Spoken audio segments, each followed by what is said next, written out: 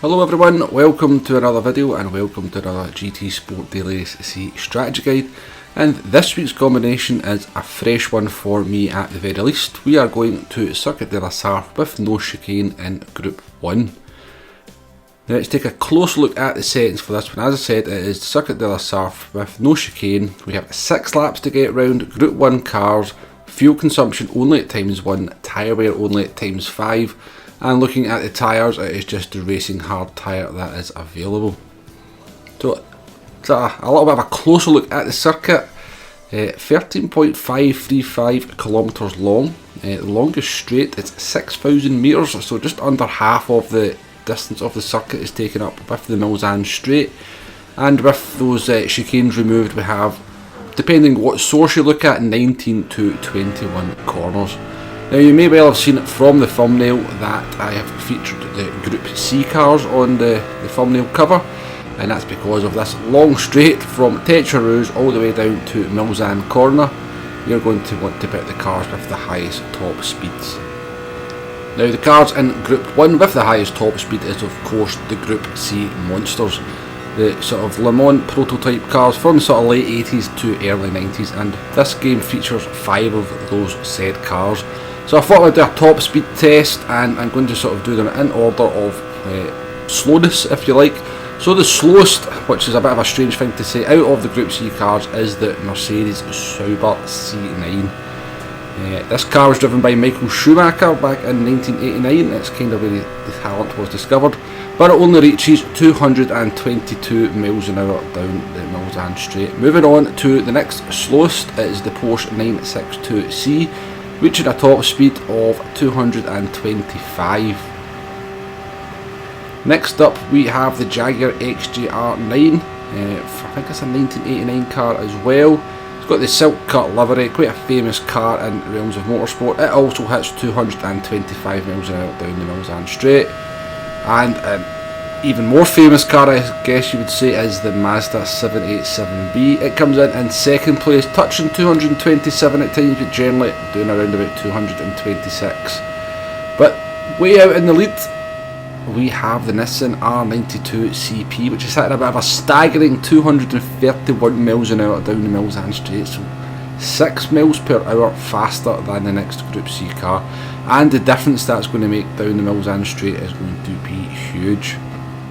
Now just to compare that to some of the other fastest cars that aren't Group C, we have the Tomahawk SRT, or the SRT Tomahawk. It's coming in at 219 miles an hour. I thought that would be a little bit quicker than that, but still relatively quick, but actually slower than the slowest Group C car. Next up we have the McLaren F1 sort of prototype, futuristic Group 1 car. It's hitting 221. And finally we have the Peugeot 908 HD Le Mans prototype. It does 217. So you can see the Group C cars do have quite an advantage over the rest of the Group 1 cars.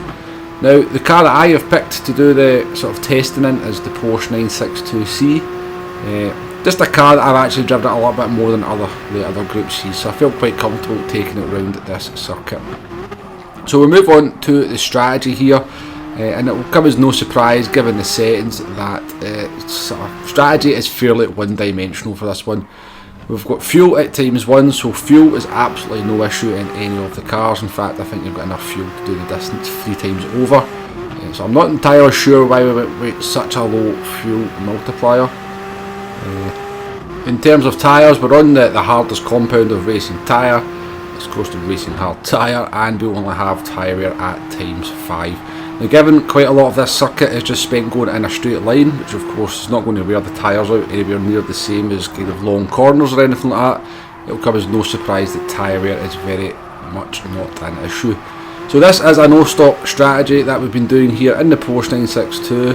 We're coming towards the end of the last lap, and you can see we're still setting blue sectors, still setting sort of optimal sectors. Coming into the last 2 chicanes, we're going to come across the line here, and we're actually going to set our fastest lap quite comfortably, in all honesty, on the last lap. So just totally kind of confirms that thing, the tyres are absolutely no issue in this one. Finishing time popping up there, it's an 18 minutes 54.5, so another race under 20 minutes here in this daily race C. However, I did feel that, you know, why not check out the pit loss just in case. Now when we sort of run in Group 1 with the chicanes, the sort of pit loss comes in at around about 11 seconds. I didn't know if it would be any different for the no chicane variant, so I did think it was worthwhile just doing a little bit of a test. So coming up to the pit lane here, just peel off to the right hand side before the last two chicanes. You've got to brake quite heavily. You are driving the car through this sort of chicane in the pit lane before the computer takes over. So you can see there's quite a lengthy delay before the car finally makes it into the box. In the box now, and then you're also going to see it also takes the team quite a long time in terms of Gran Turismo Sport to get the tyres turned around. So we're actually stationary for 7.2 seconds. Now obviously coming into the pit lane you cut out those last two chicanes and you're sort of teleported quite far forward, but the pit loss still comes in at quite a hefty 10.9 seconds. Now with the best will in the world and the fresh tyres, I mean, you're going to, if you were going to do a one-stop strategy, you would pit around about lap number 3, and you're just not going to make up those 11 seconds over the course of 3 laps. So a very simple, flat out, no stopper strategy for this one. No fuel issues, the tyres will last the distance, absolutely no problem whatsoever. As you can see from my testing, I actually set my fastest lap on my last lap, so no issues with the tyres. Now before we sign the video off, let's do a lap guide as we'll do a full lap of Sarthe de la Sarthe no chicane in the Porsche 962C, and we're approaching turn 1, so you've got 3 total boards there. You want to be braking just around about the 3rd one, get the car and stop nice and early into the first 2 corners. Be careful of the track limits, very easy to pick a penalty up there.